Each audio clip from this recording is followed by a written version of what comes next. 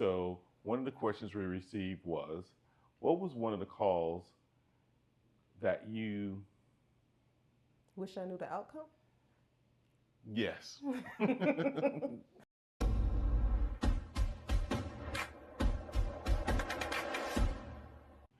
Hi, welcome to another episode of Carr2Carr. I'm Ramon. And hi, I'm Dana. On today's episode, we'll be answering questions from you guys. So one of the questions we received was, what was one of the calls that you, Wish I knew the outcome. yes. One of the first calls that come to mind is one of my first domestic calls. I was 21 years old, fresh out of academy, um, and just released from the field training program. And I get this domestic involving two older people who had been married 50 years, who had been, arguing about something random, money or something, but it wasn't anything major. But here I am, 21 years old. I don't have so much life experience, and I'm coming here to tell them about being married for 50 years and how to resolve their issue. So I remember telling them, listen, guys, I'm 21 years old. You've been married longer than I've been alive. So I really need you guys to resolve this issue amongst yourselves. And I assessed it for violence. It wasn't any violence.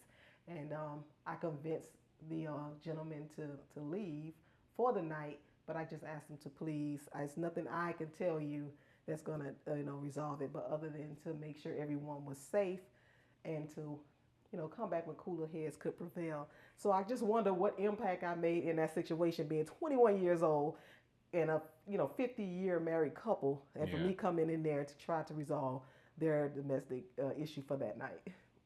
So tell me, what is one of the calls that you wish you knew the outcome of? Well, I couldn't readily think about a call, but I thought about an incident that I was curious about the outcome of how somebody turned out. And so that I remember one day, you know, young on the department, you know, maybe a few years on, I was actually talking to you on the phone, and there was a car that ran up on the curb, and so I was like, "Hey, I got to call you back." I was on midnights at the time. I got to call you back. I think you were driving home, and um, the car makes a quick right turn. I get behind the car.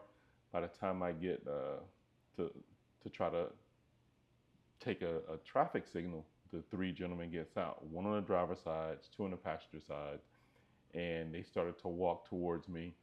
And so I asked the driver, "Hey, do you have a driver's license?" He was like, "No." I said, "Do you have anything with your name on it?" "No." I said, "What about insurance, anything of that nature? You have anything in the car?" "No."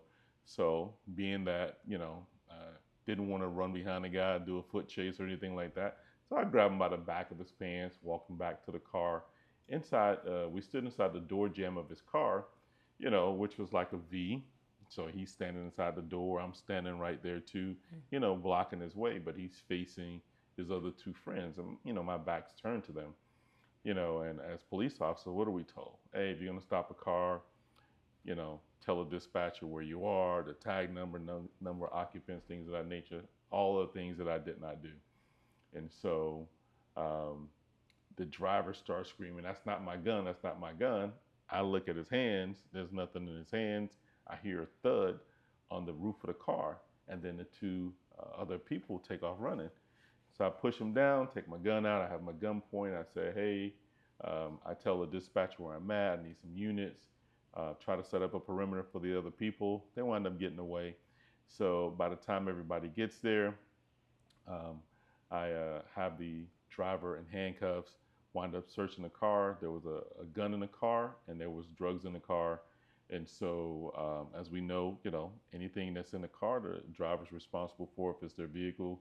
And so, when I looked on the side of the car, that thud was another gun that had hit the roof of the car and fallen off. And so, what happened was, when he saw one of the other guys about to shoot or point the gun at me, he starts screaming. Like, I guess he was like, "Nah, I'm not gonna be a part of this." And so when it goes to court, I told the state attorney, "Hey, listen, there is no way that I can help you with prosecuting this case. and things of that nature. And I said, "Babe, this guy saved my life," you know. So they wind up throwing a case out, and I wound up seeing the guy maybe like 6 months later or whatever, and we had a really good conversation and talked about it. And I thanked him for what he did, and you know, he was like, you know, I'm changing my life. I'm going to do some different things. I stopped hanging around those guys and things of that nature. And I was like, good. So he was telling me that the guy who had pulled the gun on me had been arrested for something else, and it violated his probation, and so he was in jail for a long time.